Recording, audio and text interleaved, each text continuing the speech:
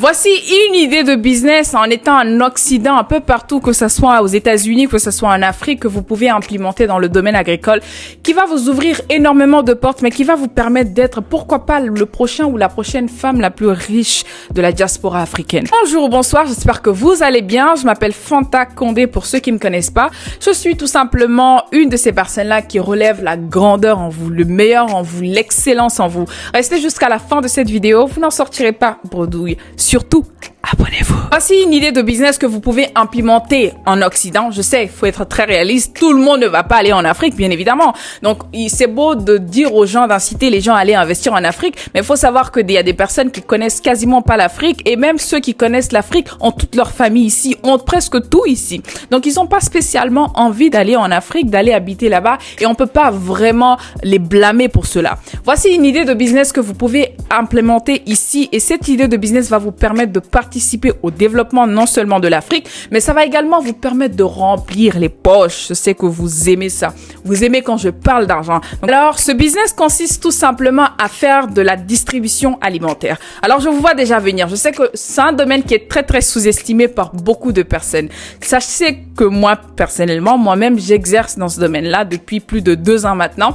Et je sais que c'est un domaine qui peut vous rapporter beaucoup d'argent si vous vous y prenez très bien. Bien évidemment qu'avec le début, je connaissais pas forcément le domaine. C'est une idée que j'ai eue et j'ai commencé à le faire. Je connaissais pas forcément quelqu'un dans le domaine et j'ai pris beaucoup de coups. J'ai fait beaucoup d'erreurs. J'ai fait beaucoup de choses qu'il ne fallait pas. Et maintenant, j'ai appris, je sais comment ça marche et j'ai su l'implémenter comme il faut, surtout avec beaucoup d'erreurs. Ça consiste ici tout simplement, en fait, à pouvoir distribuer de l'aliment dans les familles. Il y a 2 façons de le faire. Premièrement, en fait, tout d'abord, avant de commencer à faire quoi que ce soit, de faire de la distribution, la première des choses à faire, c'est de repérer d'abord les gens qui en ont besoin, de repérer les clients qu'il faut, là où ils ont besoin.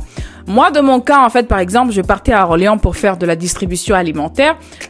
La première des choses que j'ai eu à faire, c'est de chercher d'abord les bons producteurs, les bons fournisseurs, que ce soit venant d'Afrique ou ceux mêmes qui exportent les produits en Europe. Parce qu'il faut savoir qu'il y a des agriculteurs et des grands distributeurs, des groupes qui importent en fait de l'aliment ici en Europe, précisément en France.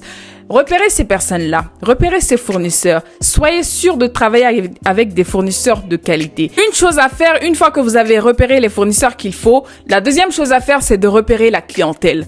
Normalement, dans l'ordre, vous devez d'abord chercher des clients avant de chercher les fournisseurs. Mais bon, c'est pas grave. Vous recherchez la clientèle. Et votre clientèle va être les familles africaines. Surtout celles qui, il faut savoir qu'en France, la plupart des familles africaines, malheureusement, ou heureusement d'ailleurs, parce que c'est pas forcément luxe, n'ont pas forcément de voiture pour aller tout le temps dans le grand marché qui est Château-Rouge pour aller chercher.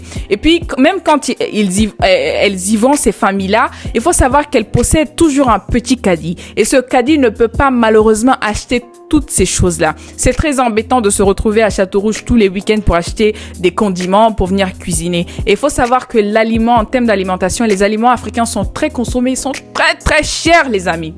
Donc c'est une opportunité de fou malade que vous ne devez pas du tout louper. Au début, c'est vrai que certaines personnes peuvent être réticentes. Essayez de les convaincre. Moi, c'est ce que je faisais. Je partais de porte en porte. Je toquais. Je dis, écoutez, madame, au-delà de mes contacts que j'avais, je toquais de porte en porte. Je dis, madame, comment vous faites pour aller acheter vos condiments? Certaines personnes me trouvaient bizarre parce que rares sont les gens qui font ce genre de choses. Mais c'est pas grave. Toquez les portes. Demandez, comment est-ce que vous achetez ci? Comment est-ce que vous achetez ça? Vous posez des questions. Et en fonction de leur réponse, vous dites, écoute, moi, j'ai une solution assez simple. Je fais de la distribution alimentaire. Vous prenez un forfait avec moi, je vous paye le mois. Et il faut savoir que moi, au début, c'était pas comme ça. Je partais chercher des aliments, je faisais de la livraison, les gens me payaient cash. Et ceux qui n'avaient pas de cash, ils me disaient de revenir le mois d'après.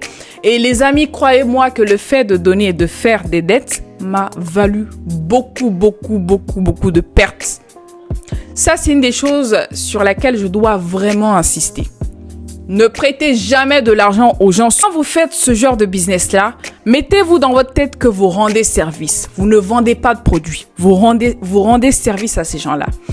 Une fois que vous achetez vos produits, histoire de dette, sortez dedans. Moi, j'ai arrêté depuis parce que ça m'a valu beaucoup d'argent, beaucoup de pertes. Donc, l'une des choses à faire, c'est de trouver la clientèle et surtout éviter totalement des dettes.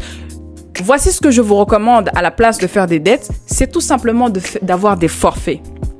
Et les forfaits, en fait, c'est un peu comme les forfaits abonnements. Ça va vous permettre, en fait, à ces gens-là de faire des prélèvements depuis leur compte. Que ça soit par PayPal, que ça soit depuis leur compte, que ça soit... Vous avez plusieurs autres manières de faire des prélèvements. Plutôt que de faire des dettes, il suffit tout simplement de faire un abonnement forfait. Donc, forfaitaire. Donc, quand vous avez, en fait, des forfaits avec ces gens-là, ils se sentent obligés de prendre tous les mois quelque chose. Et c'est une stratégie de business qui marchait beaucoup pour moi. Mais j'ai mis énormément de temps à le comprendre, les amis. J'ai d'abord perdu beaucoup d'argent avant de comprendre qu'il fallait vraiment me tourner vers les abonnements forfaitaires, qui m'a beaucoup arrangé finalement. Donc, l'une des choses que vous devez faire, c'est ça. C'est de trouver de la clientèle fixe, des gens honnêtes, des personnes bien, et de faire des forfaits. Quand vous savez qu'il y a une famille ou il y a quelqu'un à qui vous faites pas confiance, qu'il paye cash, aussi simple que ça. Et marchez toujours, en fait, avec votre machine, en fait, de retrait. Parce que beaucoup de clients n'ont pas forcément d'espèces, mais ils ont, pour la plupart du temps, une carte. Et ils payent facilement avec la carte. Et la troisième des choses à faire, en fait, pour pouvoir implémenter ce business, c'est d'acheter un camion. Ça ne peut pas aller sans ça. Au début, vous pouvez faire comme vous voulez. Vous pouvez louer des camions, faites comme vous voulez, mais vous avez besoin automatiquement d'un véhicule. Au début, si vous avez une voiture, vous pouvez vous débrouiller avec. Mais à un moment donné, moi, j'ai été obligée, en fait, de prendre tout simplement un camion. Et ça va vous permettre, en fait, de faciliter les tâches, les transports, tout ce qui va avec. Donc, quand vous avez un grand camion, c'est pour aller prendre. Et là, quand on parle des aliments, ça peut être n'importe quoi. Ça peut être de la tchéké, ça peut être des aliments surgelés, ça peut être des poissons que nous, les Africains, nous mangeons assez souvent. Ça peut être des poissons fumés. Donc, vous allez chez vos fournisseurs, vous récupérez, vous faites de la distribution de porte à porte, de maison à maison. C'est pas du tout facile. Mais si c'est de l'argent, vous allez vous en faire à craquer. Il y a beaucoup d'argent là-dedans. Il suffit de comprendre comment ça marche, d'être très malin. Donc, cette vidéo, malheureusement, ne sera pas très longue, mais juste pour vous dire, en fait, que voilà, je voulais partager cette idée de business. Je vous vois déjà venir, si tu fais déjà dans le business, pourquoi est-ce que tu veux le partager? Moi, je suis totalement pour le partage. Et puis, ce qui me fait encore plus de peine, c'est que les aliments qui sont mangés par nous, les Africains, sont vendus pour la plupart du temps, commercialisés, en fait, par des étrangers, j'ai envie de dire. Et je trouve ça très dommage.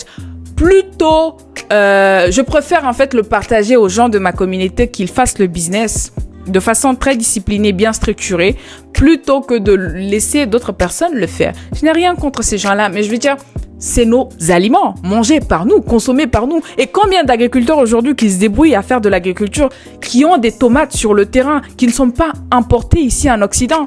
Vous pouvez faire face à ce domaine-là.